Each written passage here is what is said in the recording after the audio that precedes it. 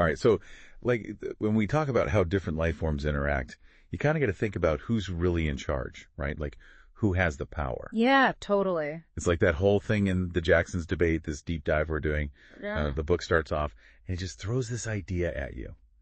Monkeys, fish, even those little earthworms, they don't really get a say in how we humans mess with their world. It's pretty wild when you think about it like that. It makes you wonder, like, how much are we really seeing things from everyone else's point of view, not just our own human thing, you know? Right, right. And that's what's so clever about that opening line. It makes us, like us listening, actually stop and think about how human-centered our thinking usually is. Yeah, for sure. It's easy to forget that other beings have their own experiences, their own whole way of existing. Totally. So this book, The Jacksons Debate by Mark Neves, that's what we're diving into today. It's kind of like, what if we took that idea, that power dynamic, and blasted it into space? I like where this is going. So picture this. There's this alien race. They call themselves the Jacksons. And they're having this huge debate, a serious one, about whether it's okay to eat humans. Okay, I'm hooked already. That's a pretty wild concept. Right. It sounds crazy, but stick with me. It's all about exploring these big questions, like what's actually right and wrong, how are we impacting the environment, and, our whole relationship with animals. But we're seeing it all through the eyes of these aliens. It's like turning the tables on the whole ethical debate. We're usually the ones deciding who's on the menu, not the other way around. Exactly. And it forces us to confront our own biases, like all the stuff we just assume is okay. Totally. We're so used to being at the top of the food chain, we don't even think about it. And these Jacksons, they're not your typical Hollywood aliens, all about conquering and stuff. In the book, they're super logical, very ethical, obsessed with sustainability, like to the extreme. So they're not just some ravenous alien horde looking for their next meal. Nope, not at all. They got this whole system of morality, and they're trying to figure out where humans fit into it, and it's causing them all sorts of problems. I can imagine. So who are the main players in this alien debate? I'm guessing there are a few different viewpoints clashing. Oh yeah, definitely. There's Marvin Jackson. He's the nutritionist, and he's like the mastermind behind this whole human meatball thing. Human meatball thing. Okay, this just keeps getting weirder. And then there's Greg Jackson. He's more of the cautious type of philosopher and ethicist, always worried about what could go wrong. And Gunnar Jackson, who's trying to wrap his head around what consciousness even is. Sounds like a lively bunch. Oh, and don't forget Brew Jackson. He's like this eccentric university professor with some out there theories. And Kruma Jackson, she's a sociologist, trying to decode why humans do the things we do, which from their perspective is pretty strange stuff. So you've got the scientists, the philosophers, the sociologists, all tangled up in this ethical mess. Oh, yeah. And another Jackson called Levins. They all play a big part as the story unfolds. Sounds like a recipe for some serious intergalactic conflict. For sure. So our goal today, we're going to break down the whole story, chapter by chapter, piece by piece. We want to really grasp the arguments, figure out the connections between everything that happens, and see where it all leads. You ready to dive into chapter 1? The ethical dilemma of human meatballs. Let's do it. I want to see how they even got started with this crazy idea. Okay, so it's the year 2031. We're on Jacksonsonville, the Jacksons' home planet. Picture a world where everything's perfectly in balance. They've mastered logic and efficiency. Their environment's pristine, and sustainability is like their religion. So it sounds like they've got it all figured out. What's the problem then? Why even consider eating humans? That's the thing. It's not like they're starving or anything. It's more like they've solved all the other problems, and now they've stumbled onto this dietary puzzle. A dietary puzzle with humans as the missing piece. You got it. And it sparks this huge debate across their whole planet instantly because they can all communicate telepathically. So imagine a worldwide argument happening in everyone's heads at once. Wow, that would be intense. So it's not about survival, it's more about, optimization. Totally. They want to be the best they can be, even when it comes to food. Interesting. So who kicks off this whole human meatball thing? The guy behind it is Marvin Jackson. He's their top nutritionist, like a celebrity scientist. He's been researching how their bodies work, their metabolism, and he's also the one who came up with this way to grow bioengineered fungi. They call it Fungusonville. Fungi, like mushrooms. Yeah, basically, it was a huge breakthrough for them, solved some dietary issues they were having. Okay, so where do humans come into the picture? Here's the catch. The Jacksons are super sensitive to bacteria. Like anything new they eat could totally mess them up. Ah, I see. So finding new foods isn't a simple thing for them. Not at all. It's a huge risk. And then there's this ethical rule they have, the non-interference agreement. Basically, no direct contact with other intelligent species. So they can't just come down to Earth and be like, hey, mind if we sample a few of you? Definitely not. Yeah. But they are allowed to study dead organisms, like for research purposes. Okay, I'm seeing a loophole here. And right around this time, the Jacksons start noticing a slight decline in their overall health.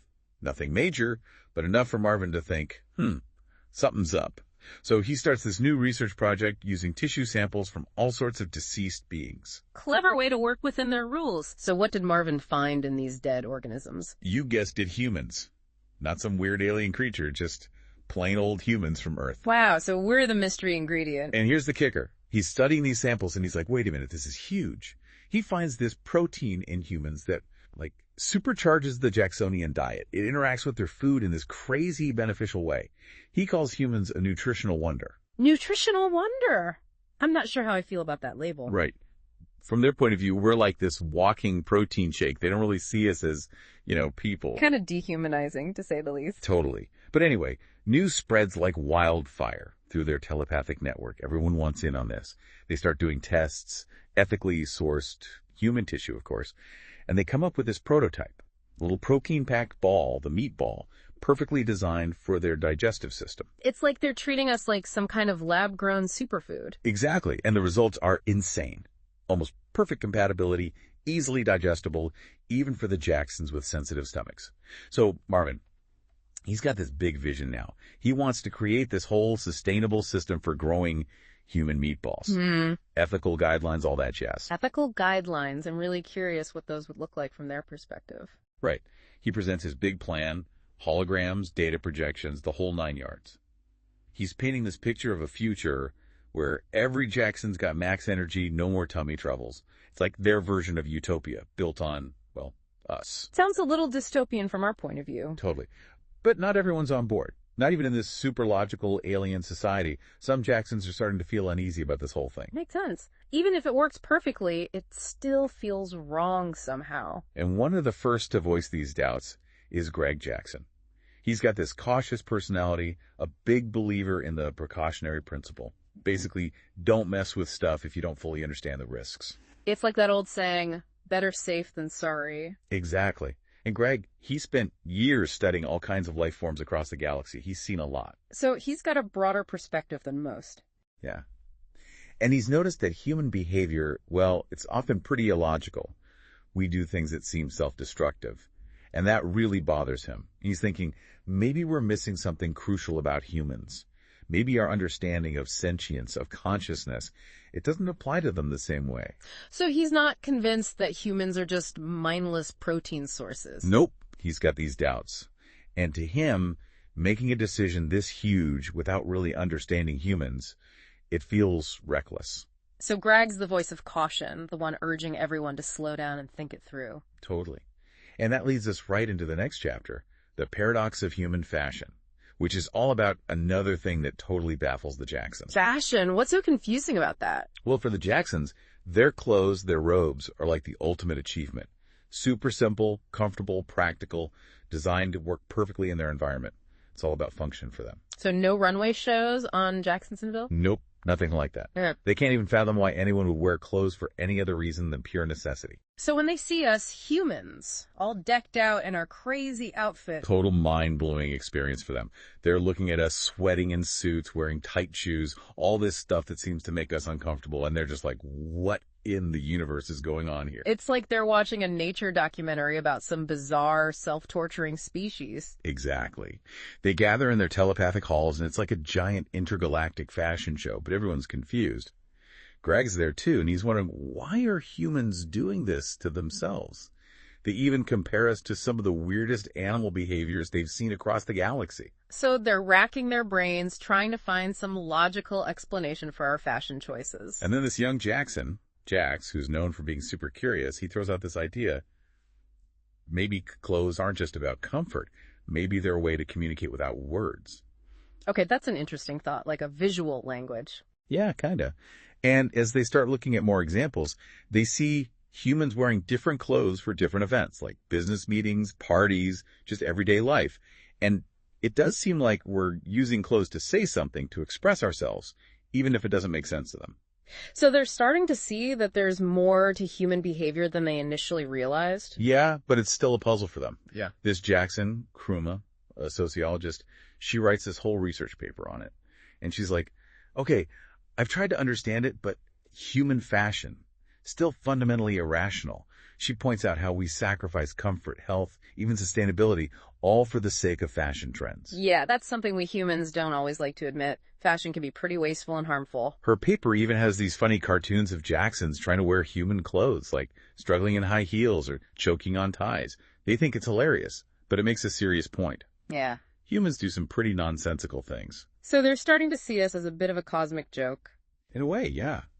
But then Kruma takes it a step further. She connects this whole fashion thing back to the human meatball debate. Wait, how does fashion relate to eating people? Her argument is this. If humans can be so illogical about something as basic as clothes, how can we be sure they're really sentient, really deserving of ethical protection? Oh, wow. That's a pretty bold claim. And it really throws Greg for a loop. He's still confused by fashion, but now he's even more worried about what they're doing to humans. He's like, hang on, are we making the right call here? He starts sharing his doubts on the network, admitting that he just doesn't understand us, and that uncertainty makes him think they should be extra careful. It's like he's saying, we don't know enough to make this kind of decision. Exactly. And this whole fashion debate, it kind of accidentally steers everything back to the big ethical question, is it okay to eat humans?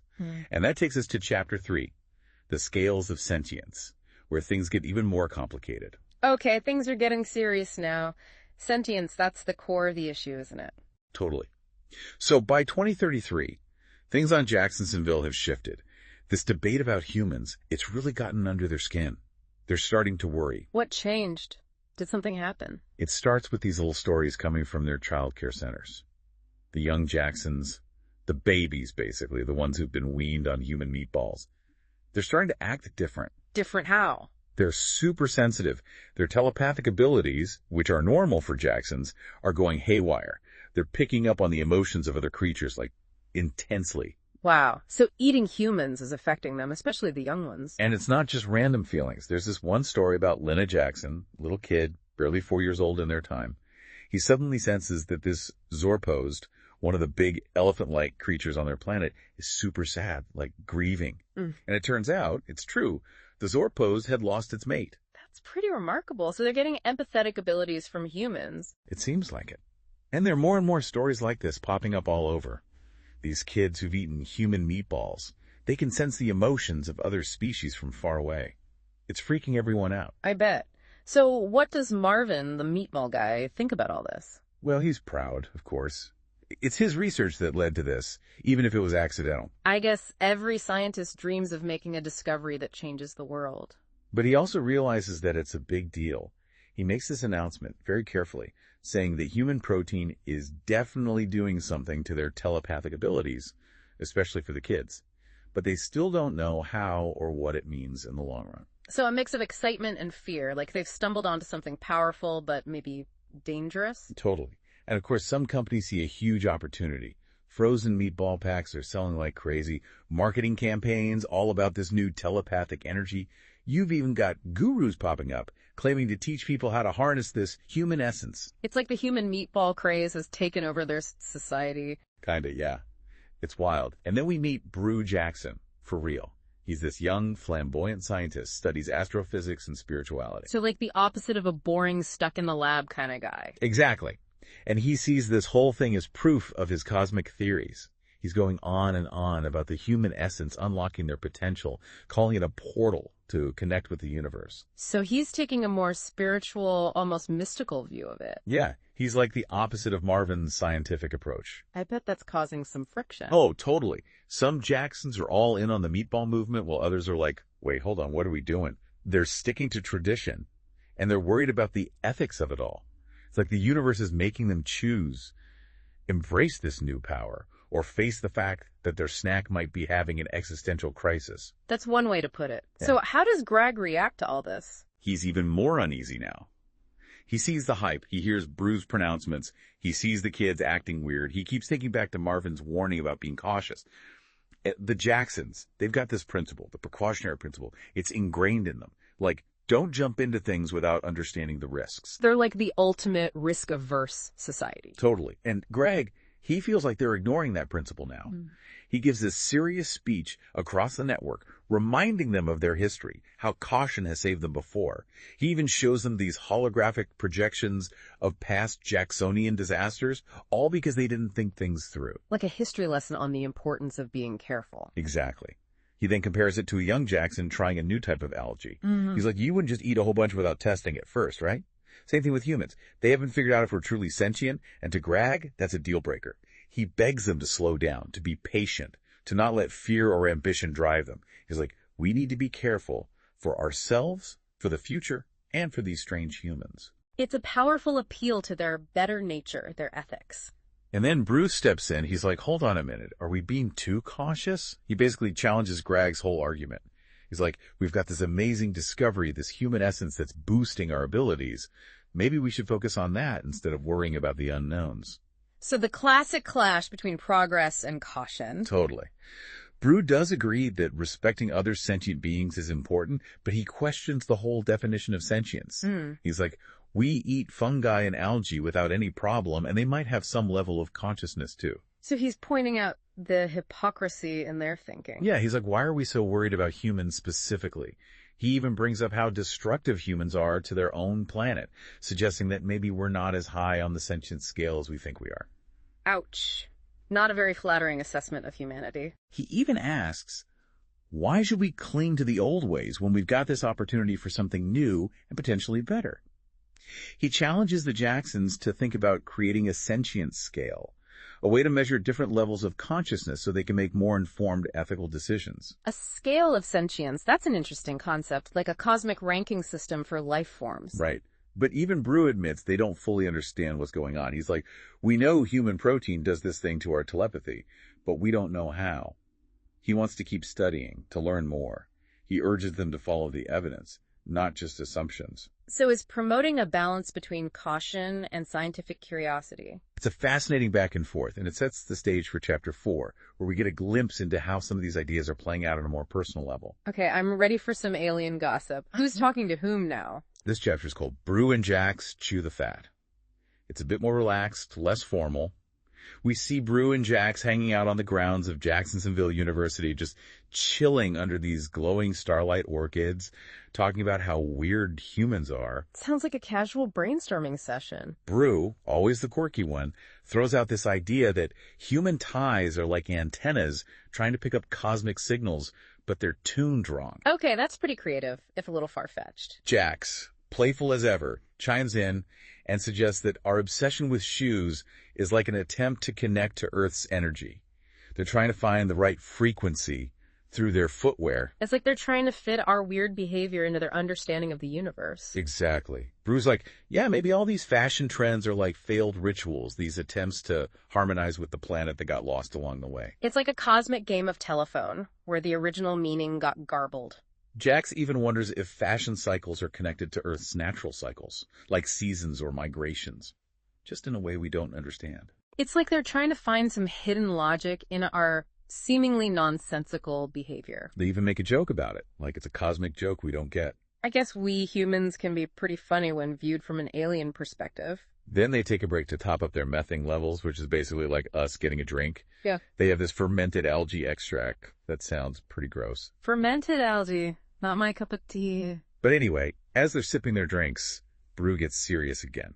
He starts thinking about maybe humans are controlled by some kind of cosmic AI, and all our messed up stuff is just a glitch in the system. The AI theory again. Seems like that idea is really gaining traction with them. Jax agrees and adds that our obsession with taking pictures and recording everything might be part of that programming. Like we're documenting our lives instead of living them. So instead of being present in the moment, we're just capturing it for some unknown purpose. Brew's like, maybe this AI was supposed to help us evolve, but it went haywire. And now it's making us do all this crazy stuff. So not so much a cosmic joke as a cosmic tragedy. Kinda, yeah. Jax wonders if human civilization is like a test. Can we break free from this programming and find harmony? A test for humanity. I like that idea. And then Bru's like, wait, if humans are just robots, does that change how we see this whole eating them thing? Is it more justified, or does it make us feel even more responsible for them? That's a tough one. Like, if we're not in control of our actions, are we really to blame? Jax thinks maybe their role is to help us, but Bru's not so sure. He's like, if we're just robots, then our consciousness is fake. It's just programming. So back to the question of what constitutes real sentience. Exactly. Then they start listing all the other weird things humans do, like running around in metal boxes complaining about time while wasting it on screens. Sounds familiar. Jax adds the thing about taking pictures of food before eating it, like we need to prove it existed. Bru compares us to the Zoopards, these native creatures on Jacksonville that just chill, play, and eat. Simple life. So they're seeing us as overly complex, disconnected from nature. Jax agrees and points out that the Zoopards live in harmony, no waste, no unsustainable buildings. Bru mentions their simple communication, no language barriers. Jax loves their fur, which changes with the seasons, unlike our clothes. Sounds idyllic. But then Bru's like, humans constantly act against their own interests. They know about environmental problems, but they don't fix them. Jax agrees, saying our social structures are messed up, like a script with no plot. It's like we're the chaotic, unpredictable element in their otherwise ordered universe. And this leads Jax to a surprising conclusion. He's like, maybe eating humans is actually better than eating fungi, ethically speaking. Wait, what? How does that make sense? His logic is that fungi are in balance with their ecosystem, while humans are destroying theirs, so eating us might be less harmful to the universe overall. That's a pretty twisted way to justify it, but I guess it makes sense from their perspective. Bru agrees and says they're making this choice carefully, respecting life, and they're open to changing their minds if they learn more. At least they're acknowledging the ethical implications. Yeah, it's not like they're taking it lightly. Jax adds that they're not saying human life doesn't matter, they just don't understand it yet. Bru ends by saying their whole journey is about exploring and asking questions, figuring out the right path as they go. It's a really interesting approach to ethics, constantly evolving, always learning. Totally. And it makes you wonder, how did a species that thinks like this even get so advanced? That's what Chapter 5, The Evolution, is all about. Time for a Jackson history lesson. So the Jacksons, they evolved on Jacksonville, but their story isn't straightforward. All life on their planet came from one organism, and millions of years ago, their ancestors, they were already intelligent and telepathic, they chose this specific spot in the galaxy, far away from other life. So they self-isolated intentionally? Yeah, they wanted to focus on themselves, build their own world. And their society from the beginning, it was all about cooperation, not competition. They loved philosophy, figuring out how to live better, and they even helped other creatures on their planet that weren't as intelligent. So they had this sense of responsibility for other life forms, even back then. Yeah, it's part of who they are. And their bodies, they're totally unique. Their whole system works because of the atmosphere on Jacksonville. Hydrogen, helium, methane, ammonia, water vapor, it's all perfectly balanced for them. It's like they're custom made for their planet. And they've got this amazing way to get energy from methane without burning it. Yeah. Super efficient. So they're not polluting their world. That's a big difference from us. Huge difference. And here's the crazy part. Their ancestors, they weren't just random Jacksons. They were super advanced, like God-level tech. They basically sent the early Jacksons to this perfect planet, already equipped with consciousness and telepathy. So it's like a cosmic head start. Totally. And because of that, they can absorb knowledge instantly. Everyone's on the same page, culturally speaking. They manage their resources perfectly, no inequality. But they still value individual choice and have these deep philosophical debates all the time. It's like a utopia, but they still have their own challenges and disagreements. They live for a long time, like over 200 years, and their population is small, so they're very close-knit. And their technology is insane. Spacecraft that can travel almost instantly across huge distances. And they've mastered dark matter, which they use to build things. So they have achieved what we can only dream of. But they still live simply. No cars, they just use telepathy to move around. And their waste. It's all dematerialized or sent into space. Zero impact on their planet. So they really walk the walk when it comes to sustainability. Big time. They do have some gurus who guide philosophical debates, but their main focus is always, what's right, what's wrong, what's the meaning of it all. They even had this big debate about whether eating fungi was ethical, because they were worried about fungi consciousness. Still haven't settled that one. It shows how seriously they take their ethical responsibilities. In their relationships, they mostly pair up monogamously, for life. They tried other things, open relationships, all that, but they decided monogamy was best for them. Less drama, more love, and collaboration. So they've put a lot of thought into how their society works. Oh yeah, every detail is considered. And they've got this amazing system for coexisting with the other creatures on their planet. The Zorpols, those elephant-like guys, they get tons of space, social interaction, everything they need. The Gorpods, they're like seals, super playful, and the Jacksons make sure their water is pristine. True pods are these monkey-like creatures, very social, so the Jacksons carefully preserve their habitats. And they even have these dog-like creatures called croupords, which they basically treat like pets, giving them care and companionship. So they've got this whole interspecies etiquette figured out. Exactly. They have these 10 guiding principles for interacting with other life forms, covering everything from respecting life to making sure everyone has a good environment. They're constantly thinking about how their actions affect others. It's a stark contrast to how humans often treat other species. Totally. They see themselves as caretakers, not conquerors. Yeah. And they never forget that their ancestors gave them this amazing world. They're grateful. It's a really different mindset from ours. For sure. And it sets the stage for Chapter 6, Bru's Reflections, where we see how all of these Jacksonian values clash with their observations of us humans. I'm guessing they're not too impressed with what they're seeing. Not exactly. So picture Bru in his study, surrounded by holograms, data everywhere. He's totally lost in thought, trying to wrap his head around human fashion, specifically this research Levins has been doing. He can't believe we wear such impractical clothes, especially in the heat. He's like, Kruma, why are they doing this? And Kruma's calmly teasing him, showing him another fashion show, this time in the Sahara Desert. It's like they're watching a train wreck they can't look away from. Bru's groaning about how we just throw away perfectly good clothes for new ones. The wastefulness is driving him crazy. Kruma agrees, comparing it to their own robes, which last for centuries. Talk about sustainable fashion. And it's not just the clothes, it's the constant cycle of buying and discarding, acquiring stuff we don't need. Bru adds his frustration about how we do the same thing with gadgets, always upgrading, even when the old ones work fine. He's horrified by these images of landfills packed with electronics. I mean, he's got a point. We humans are pretty bad at dealing with our waste. Kruma points out that we actually know how to do better. We've got the technology for recycling, for a circular economy, but we just don't do it consistently. Like, we've got the knowledge, but not the will. Exactly. And the way we deal with trash, that's what really blows Kruma's mind. She can't understand why we hoard and bury it, poisoning our own planet.